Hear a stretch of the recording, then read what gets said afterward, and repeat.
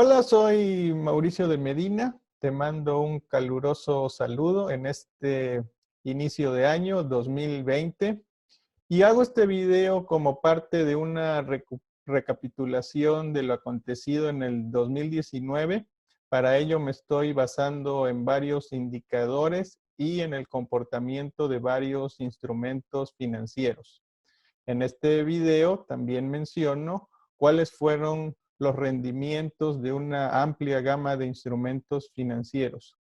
Así que si tú quieres aprender a ahorrar e invertir, te invito a ver este video. Empecemos. Bueno, voy a empezar esta recapitulación usando gráficos de un año y de 5 años para ponernos en perspectiva y no caer solo en los resultados inmediatos.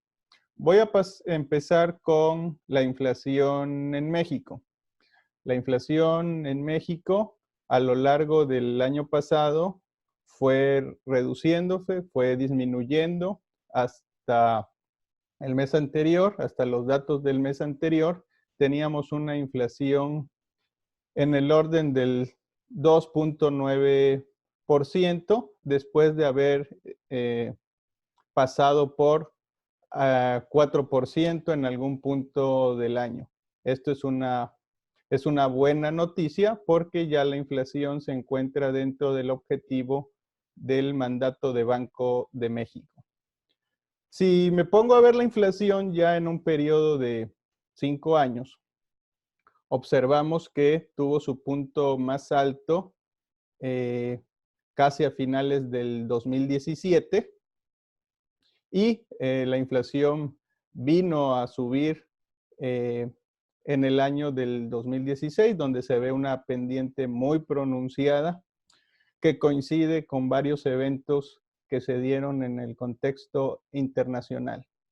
Debemos recordar que todavía un poco más atrás, en el 2015, la inflación estuvo por debajo del 3%. Entonces, ahorita se ha recuperado y ya se ve otra perspectiva en relación a este indicador. Es bueno saber el rango de la inflación o el monto de la inflación acumulada porque nos sirve como referencia para comparar nuestras carteras de inversión. Uno de los objetivos del ahorrador o del inversionista es superar la inflación, de tal manera que a lo largo del tiempo se puede estar acumulando riqueza. Por el lado de la tasa de interés, también observamos que a partir de agosto, esta empezó a reducirse y ahorita está en el orden del 7.5. Llegó a estar por arriba del 8.4 a inicios de año. De igual manera, si lo veo en un lapso de 5 años, también se observa que a partir del 2016, esta empezó a subir, alcanzó su punto más alto a inicios del 2019, cierre del 2018, y es otro punto que hay que observar, la tasa de interés, ya que impacta en todos los préstamos a los que pudiera tener uno acceso.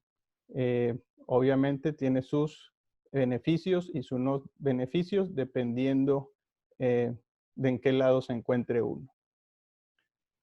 Ya para empezar en relación a los instrumentos financieros, aquí tengo la gráfica del CETE en su plazo de 28 días y es un buen referente ya que la mayoría de los inversionistas en nuestro país invierte en instrumentos de deuda de corto plazo. Y entonces este indicador o este instrumento nos sirve como referencia para saber qué también estamos invirtiendo esa porción o esa parte de nuestros ahorros. Siempre exhorto a todos los inversionistas que tengan inversiones en instrumentos de deuda de corto plazo que usen como referencia al CETE. Y bueno, aquí se puede observar que el CETE la mayor parte del año estuvo arriba de 7,5. Por momentos llegó a estar arriba del 8, que es un punto bastante alto. México ha sido de los países con tasas de interés muy elevadas en relación a otros países donde se tienen tasas de interés incluso negativas.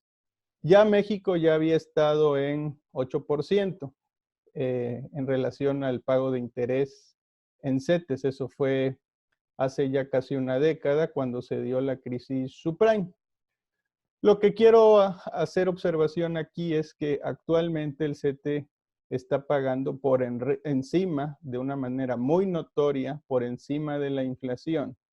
Entonces ha sido una buena alternativa para mantener el poder adquisitivo. En la última subasta, el CETE se ubicaba en 7,25. En la última de diciembre bajó a 6,80. Y bueno, es una tasa muy atractiva que debería estar aprovechándose en este periodo. Si me pongo a observar su comportamiento en los últimos 5 años, pues es lo mismo que he venido mencionando. Empezó a subir en el 2016, llegó a estar arriba de 8, después de que en 2015 estuvo en 3%. Y bueno, es una buena alternativa para ahorrar, que es uno de los instrumentos que yo exhorto, que yo recomiendo cuando se trata de ahorro para el corto plazo. Ya hablando de instrumentos de renta variable, me voy a estar haciendo énfasis en índices principalmente, que pueden ser usados como benchmark o referencia para saber cómo se han comportado los mercados. En cuestión de rendimientos, pues hay dos opciones, que es el rendimiento de ganancia de capital, es decir, si lo compré en un punto y lo mantengo o hago mi análisis al cierre de otro punto, pues tengo un rendimiento, como es el caso aquí que tengo de la Bolsa Mexicana de Valores, que en el año dio un 4,5% de rendimiento del último día hábil de diciembre al último día hábil de diciembre del 2019.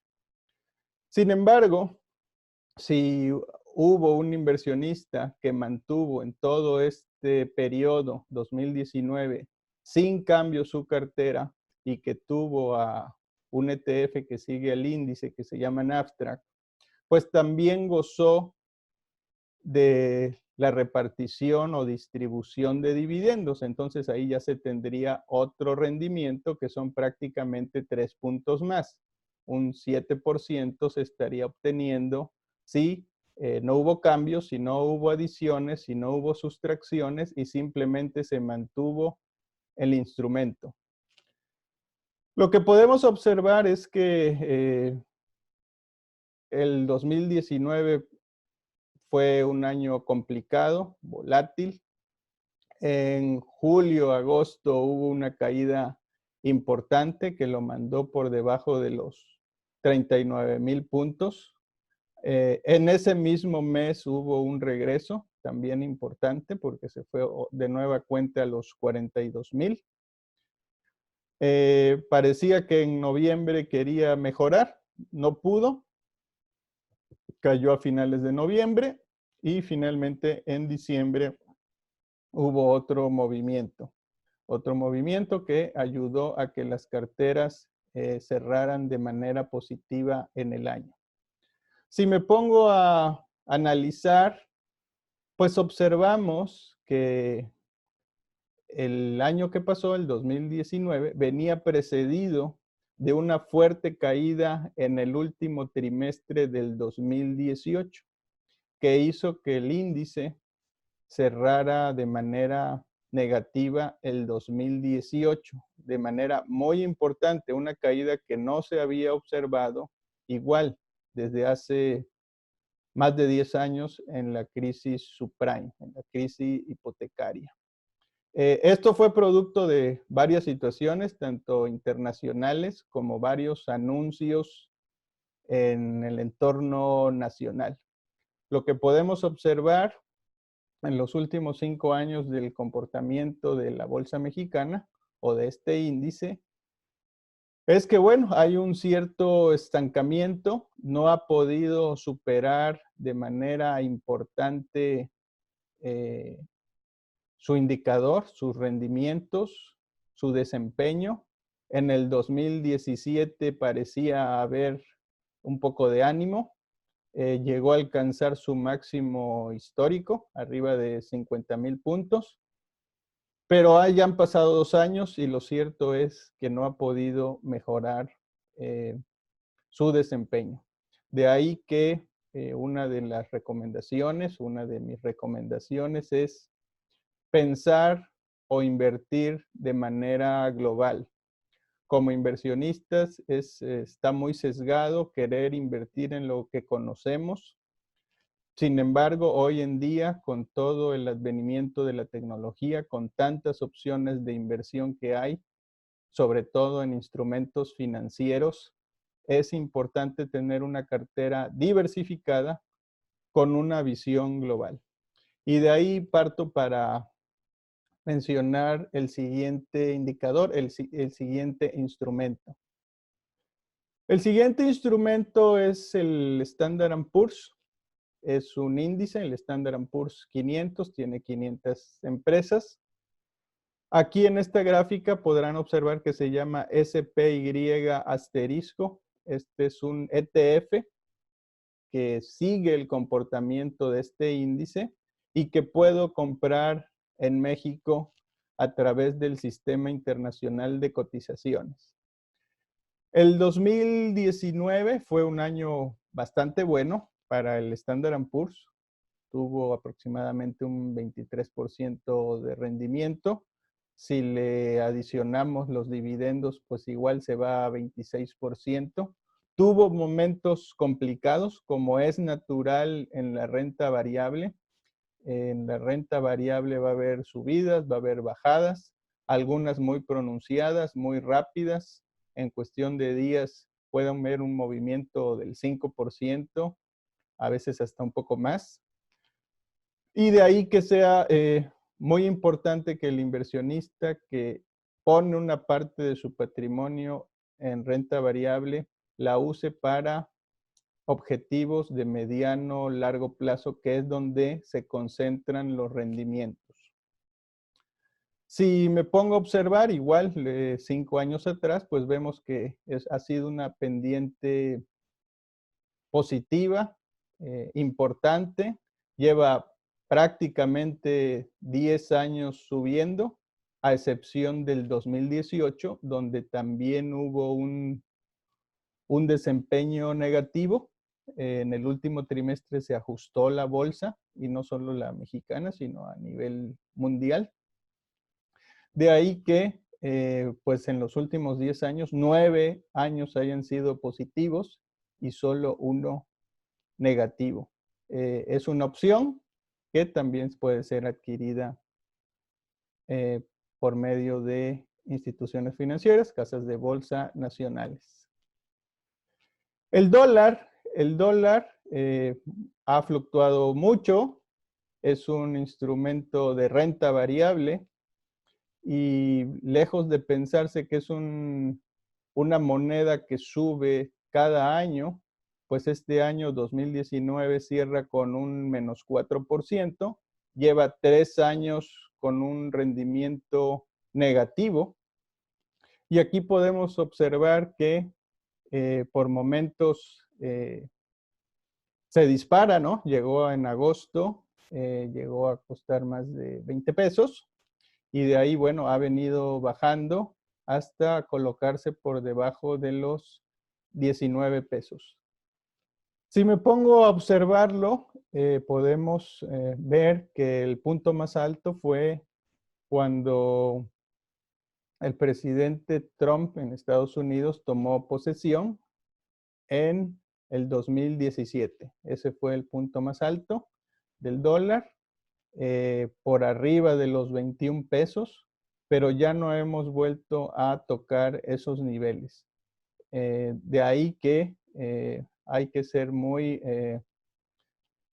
requisitoso o muy puntiagudo a la hora de tomar decisiones, porque lo he observado, donde el inversionista a veces quiere mover todo su capital a dólares pensando que esa es la mejor cobertura o que es la mejor decisión. No siempre es bueno estar en una sola divisa. Lo que se aconseja es, por lo menos si estoy en México, pues tener una parte en dólares en cobertura, sí, pero no todo el capital. Repito, el dólar es un instrumento de renta variable que es tan volátil como la bolsa misma. Y bueno, no siempre cada año sube. El oro es un instrumento también que es volátil, incluso es más volátil que la bolsa y el dólar, pero es un instrumento que sube de manera importante cuando el mundo parece problemarse, cuando hay guerras, cuando hay incertidumbre, el oro tiende a subir de manera importante. Sin embargo, también, así como sube, también tiene movimientos bajistas importantes. De ahí que, pues yo recomiendo solo poner una porción, una parte pequeña en el oro, a reserva de que sea alguien que se dedica a estar comprando y vendiendo con una estrategia, con un sistema ya probado que le permita ganar beneficios con estas fluctuaciones. El oro en el 2017 tuvo un rendimiento del 3, arribita del 13%. En estos últimos días, al momento de hacer este video, hay un conflicto entre el país de Estados Unidos e Irán. Y eso, bueno, ha traído que un repunte en este commodity. También el oro puede ser adquirido por medio de un ETF aquí en México que se llama GLD asterisco.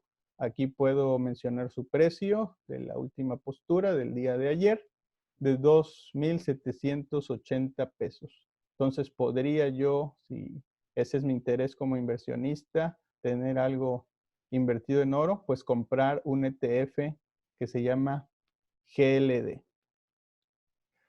Si lo veo con un periodo de 5 años, pues se observa, sí, que lo que ya había mencionado es volátil y bueno, en los últimos años había estado fluctuando de 2,000, arribita de los 2,000 pesos, hasta, bueno, que en este último año, en este último trimestre del 2019, pues subió de manera importante hasta arriba de los 2,800 pesos en relación a este ETF. Y bueno, no quiero dejar de fuera otra opción de una criptodivisa, en este caso del Bitcoin. En el 2019 el Bitcoin subió de manera importante en los meses de abril, junio. Llegó hasta estar arriba de los 12,000. Y de ahí bajó hasta los 7,500. Y bueno, venía precedido de un año donde estuvo alrededor de los 4,000, inclusive abajo de los 4,000. Y bueno, eso hace que su rendimiento sea de casi un 80%. Debemos recordar que el Bitcoin, pues en nuestro país, México, no está regulado. Sin embargo, se pueden acceder a varios exchanges donde se pueden adquirir no solo Bitcoin, sino más de 1,500 criptodivisas. Entonces también es importante hacer esta notación. Es un instrumento volátil y que no está todavía regulado en nuestro país. Si me pongo a analizar su comportamiento de los últimos 5 años, pues ya todos lo sabemos, tuvo un crecimiento exponencial en el año precisamente del 2017.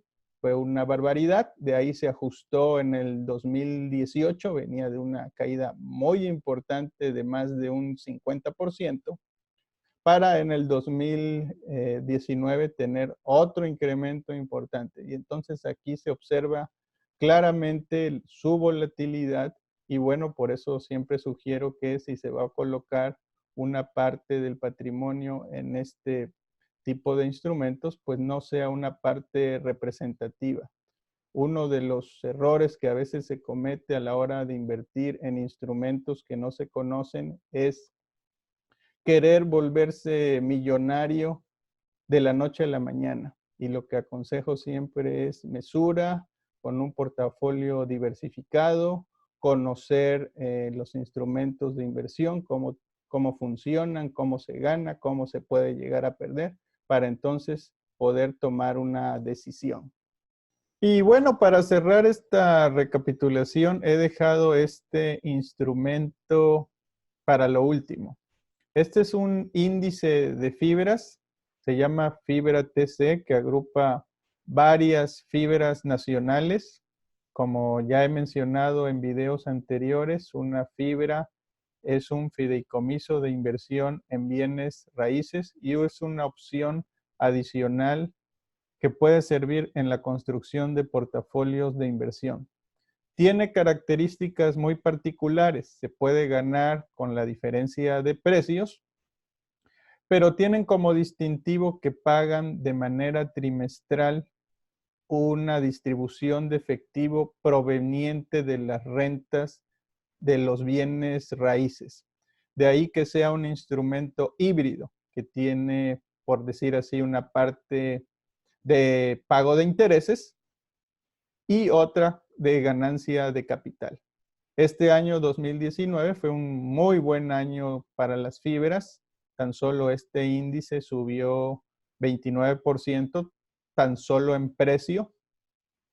Pero si a esto le sumamos las distribuciones, es decir, el pago de rentas que recibió el tenedor de estos títulos, se va hasta un rendimiento total del 42%. De ahí que he recibido varias inquietudes sobre cómo se invierte en fibras. Si veo su comportamiento de los últimos 5 años, pues vemos que ha tenido años difíciles, donde no todos los años ha traído un rendimiento de estas magnitudes. Se han ayudado para poder mostrar rendimientos de acorde a los tiempos que hemos vivido en la distribución de efectivo, es decir, las rentas. De ahí que esta sea otra opción para invertir. De tal manera que todo lo que te he mostrado aquí de instrumentos financieros, desde el CETE hasta Bolsa Mexicana, Bolsa Norteamericana, commodities como el oro, divisas como el dólar, instrumentos híbridos como podemos llamarle a esta fibra, o incluso como criptodivisas. Todo esto puede ser adquirido hoy en México por distintas maneras. De tal manera que yo te invito a que si tú quieres saber más sobre instrumentos de inversión, sobre cómo hacer una cartera de inversión, a que si quieres tener más conocimiento sobre estos temas, visites en mauriciodemedina.com, ya que ahí podrás encontrar toda la información para aprender a ahorrar e invertir. Nos vemos en el próximo video.